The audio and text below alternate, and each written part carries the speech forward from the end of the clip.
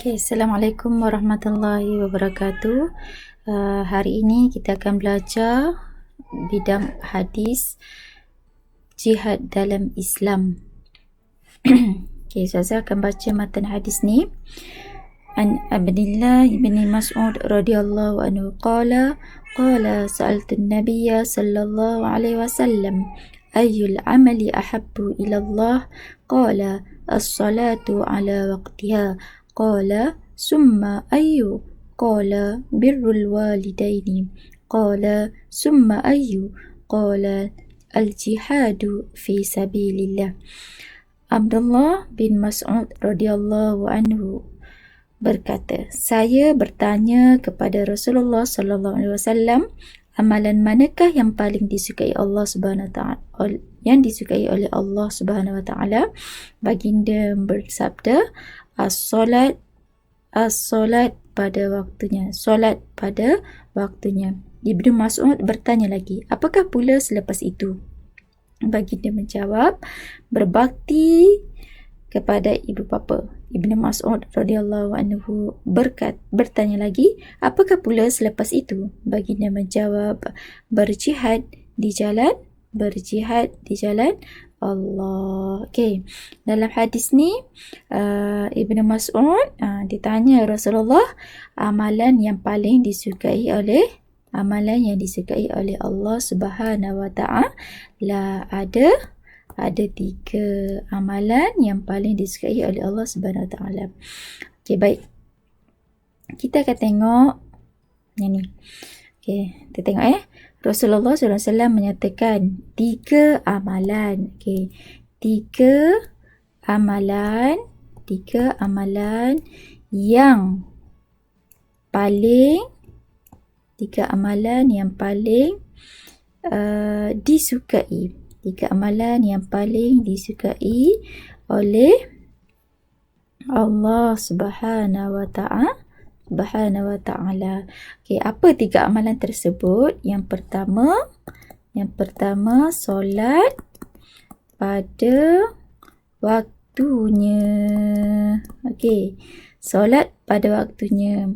Solat ialah kemuncak hubungan manusia dengan Allah. Itu sebab itulah solat pada waktunya. Itu yang pertama. Okey, yang kedua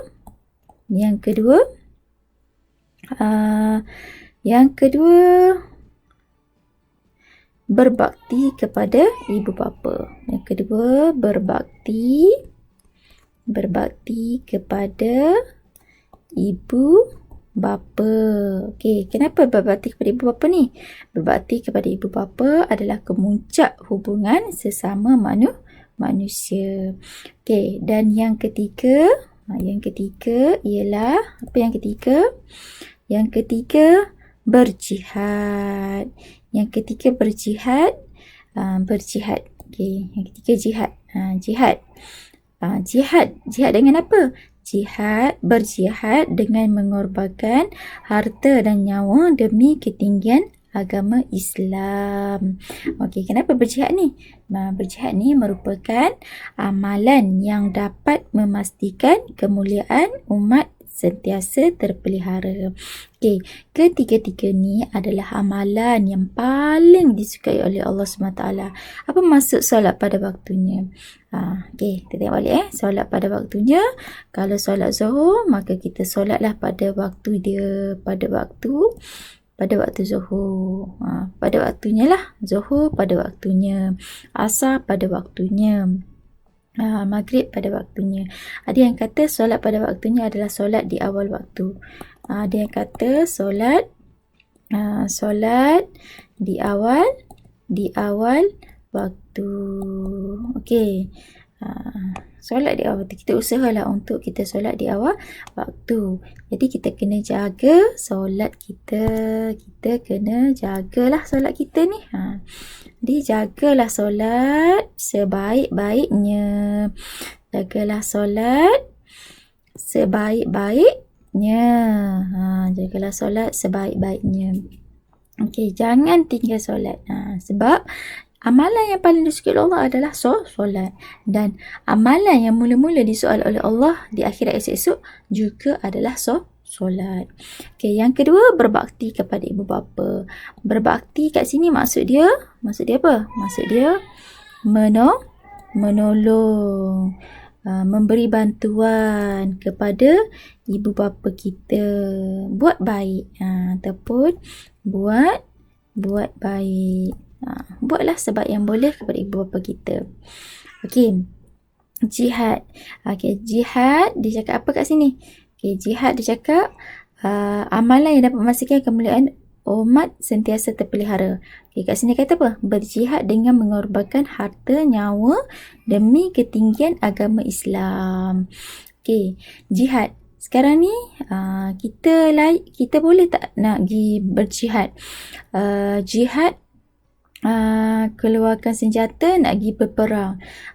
Jadi kat Malaysia sekarang tak adalah lagi perang-perangan ni, tak ada lagi kan dekat Malaysia. Okay, cuma jihad kita sekarang adalah jihad berada di rumah, berada di rumah lah, stay at home kan, stay at home. Okay, ini juga dikatakan sebagai jihad kita sekarang. Okay, keluarkan harta, sedekah, sedekah, tolong orang susah. Ini adalah jihad kita juga. Okay, kita tak dapat bagi sikit, kita tak dapat bagi banyak, kita bagilah sikit kan, semampu yang kita boleh bagi. Okay, anak-anak, jadi hari ini sahaja yang kita nak belajar daripada hadis ini.